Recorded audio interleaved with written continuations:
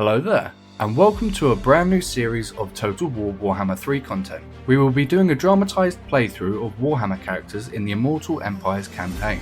We will follow them through both their failures and successes, and we will see where they end up whilst being in accordance to their lore, and giving you lore information and entertainment as we go.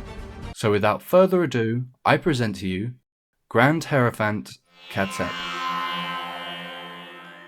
Our story starts with Grand Hierophant Khatep, the oldest and wisest of all Leech priests, starting his journey of exile on the western wastes of the Ashen Coast, believing the only way to resurrect his former honor and position next to the great Tomb King Cetra, he must traverse the lands searching for scrolls and magical inscriptions. But first, Khatep must face an earlier challenge. A band of orcs stand in his way, blocking the road to the north. This proves to be a minor bump in the road, but is still ultimately successful, allowing Khatep to advance and begin the expansions of his army and influence. He then overthrows the pesky orcs from a nearby settlement and sets its sights on dominating the province. All the while, his priests beneath him study magical scrolls to permit him the wisdom of the First Dynasty. A second army shall rise soon.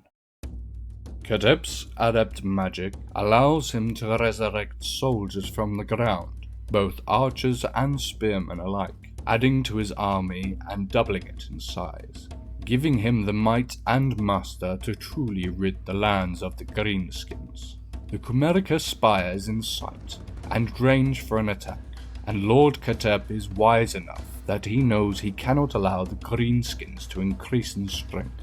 An attack must be imminent. A tough battle is fought, with Khatep splitting the orc army in two and holding a strong line of spearmen, reinforced with archers and magic. In the end, there is a clear victor. The fortitude of will of those without life is unprecedented, and there is only so much a living army can take.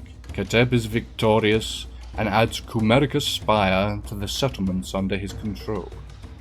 Hrothgar Spire is next to be controlled, but not before the Hierophant performs the great incantation of Tahoth, gifting himself a casket of souls.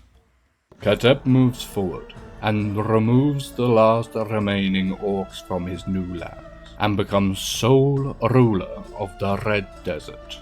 However, Khatep must not lose sight of his sole purpose. He must find these magical scrolls and inscriptions of knowledge to help restore his beloved Nehekara to its former glory.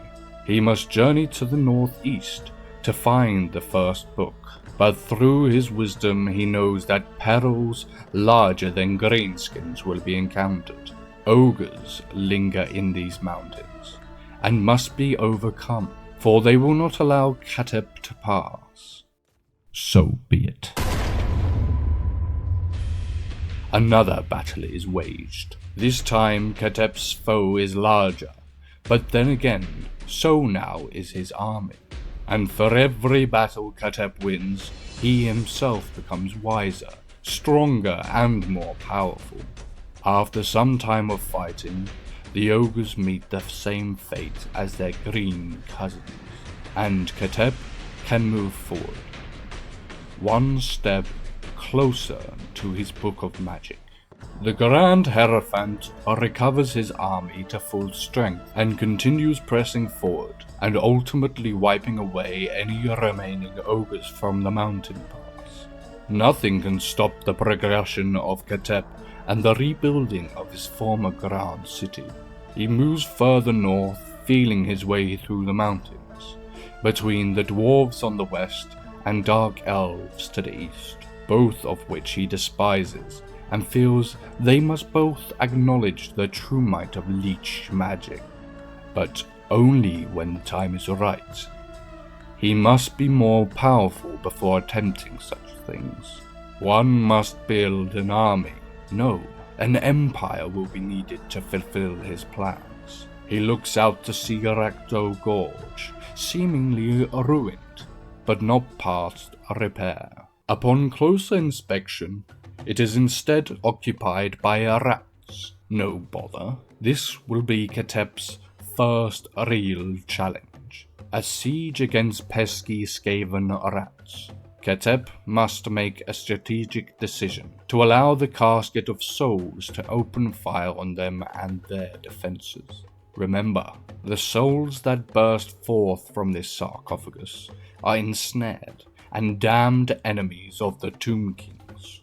They have been tormented for hundreds of years. When they are released, you can only imagine the force at which they fly out to escape, causing destruction and suffering to those that make contact with these souls. But alas, the souls are doomed, and once they are released, they are ultimately pulled back to the captivity of the casket. They will never truly escape.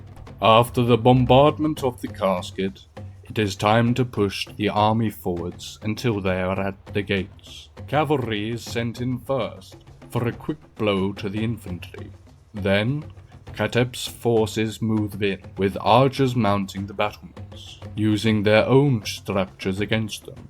Sword, arrow, and magic are all used in this engagement, and victory is once again taken for the Tomb Kings. At a small loss, but a unit of undead infantry is nothing to be concerned of.